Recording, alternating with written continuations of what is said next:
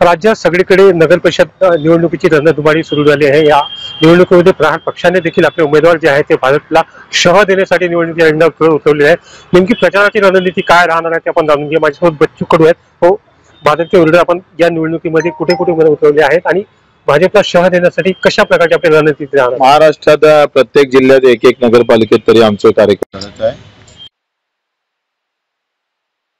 अक्कलपूर, चांदूर बाजार, मोर्शी, अनगाव, खंडेश्वर या भागातही काही ठिकाणी आम्ही लढतो आहे। एकंदरीत सगळा वेळ आमचा महत्वाचा वेळ आंदोलनात गेल्यामुळे थोडे नगरपालिकेच्या निवडणुकीवर दुर्लक्ष झालं, त्याचा आम्हाला जाणीव आता होत आहे।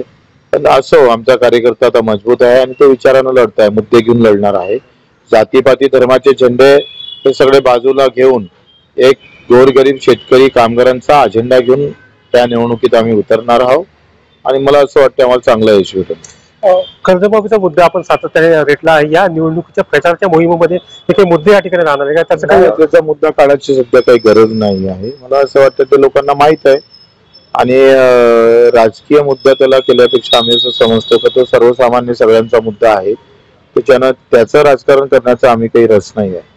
ज्या पद्धतीने बिहारचे निकाल जे आहे ते समोर आले, सगळेजण आत्मप्रचार होत आहे, ईव्हीएम कुठे मॅनेज आहे, सुरुवातीपासून आपण सुद्धा म्हटलं या निवडणुकीमध्ये असा काही प्रकार होऊ शकतो? काय वाटतं, काय बदल बिहारमध्ये झाला का? तिथल्या बेरोजगाराचा प्रश्न मिटला का? तिथे भावाचे प्रश्न मिटले, शेतीमालाचे, तिथले आरोग्याचे प्रश्न मिटले, एज्युकेशन मध्ये बिहारनं पुढाकार घेतला?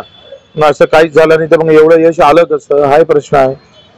भाजपला शह देण्यासाठी आपण निवडणुकीच्या रिंगणात उतरवले आहे, कशा प्रकारे रणनीती जे राहणार आहे, प्रचाराचे नेमके मुद्दे काय राहणार आपले?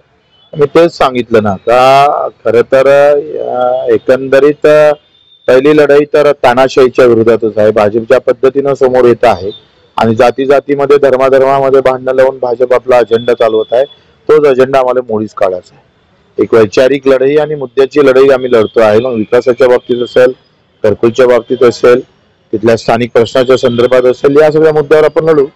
नेमकं जातीचे मुद्दे जे आहेत ते मोडीस काढण्याच्या विचारानेच आपण या निवडणुकीच्या रिंगणात उतरलो आहे असे मत जे आहे ते बच्चू कडू यांनी या ठिकाणी व्यक्त केलं।